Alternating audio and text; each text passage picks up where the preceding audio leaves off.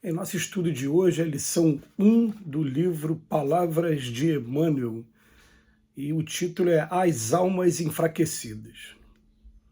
Minhas palavras de hoje são dirigidas aos que ingressam aos estudos espiritistas, tangidos pelos azorragues impiedosos do sofrimento. No auge das suas dores, recorreram ao amparo moral que lhes oferecia a doutrina, e sentiram que as tempestades amainavam.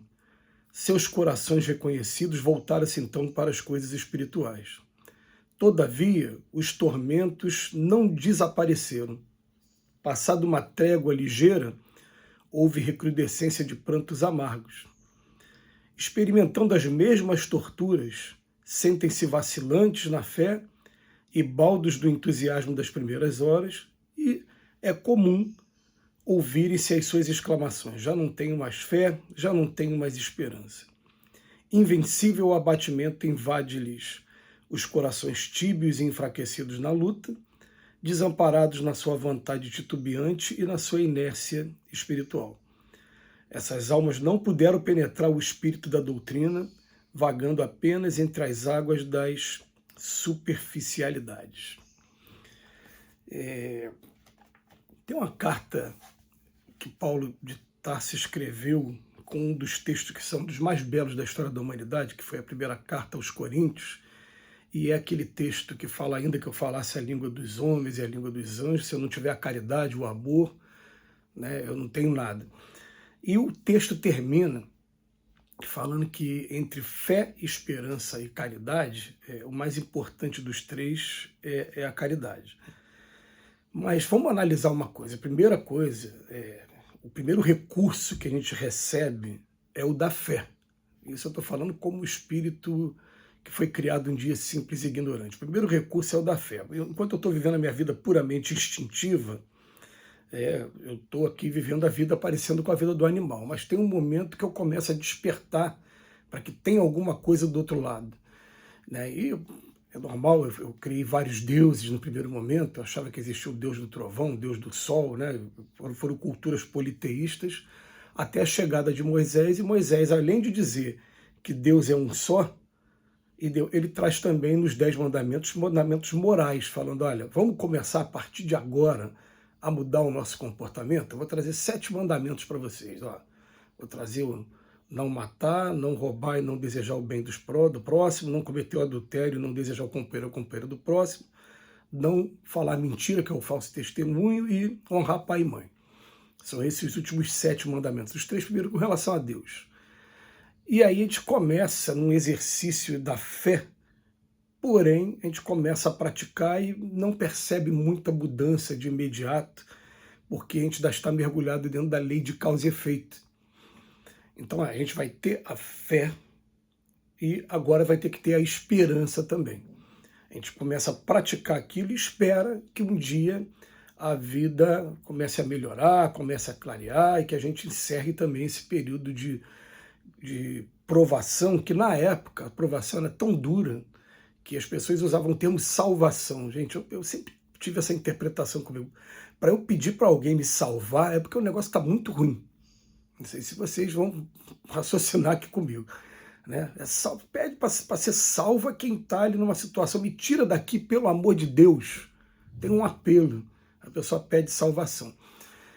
No mundo que a gente vive hoje, a gente sabe que a violência urbana ainda pega a gente, que o nosso sistema de saúde ainda é muito falho e que as crises financeiras que acontecem o tempo todo são verdadeiros testes para a nossa integridade mental e física também. Mas a gente já não utiliza com muita frequência o termo salvação, porque a gente já consegue gozar da companhia de pessoas queridas, familiares, já consegue ter o nosso emprego, fazer alguma... Isso eu estou falando da grande maioria de nós. Né? Mas, num primeiro momento, a gente começa a questionar. Eu tenho fé hoje, e eu estou na esperança, e essa esperança parece que não vai acabar nunca. Quando vai chegar o período realmente que eu vou estar melhor, né? Eu vou estar numa condição melhor? E aquela coisa, né? A gente começa a entender primeiro com a doutrina espírita que a condição melhor é eu ter a minha consciência tranquila de que não estou prejudicando ninguém e com todas as adversidades estou procurando aproveitar o melhor possível como aprendizado e estou fazendo a minha parte. Aí que vem o teste de verdade. Mas daqui a pouco vem o Cristo na segunda revelação e traz mais informações para a gente que não trazia na primeira revelação com Moisés. Na segunda ele já fala, olha, vamos amar inclusive os inimigos também. Ele foi o primeiro na história da humanidade que falou isso. Se vocês amarem só os amigos, vocês não estão fazendo diferente do que fazem os escribas, os fariseus, do que ele está querendo um pouquinho a mais.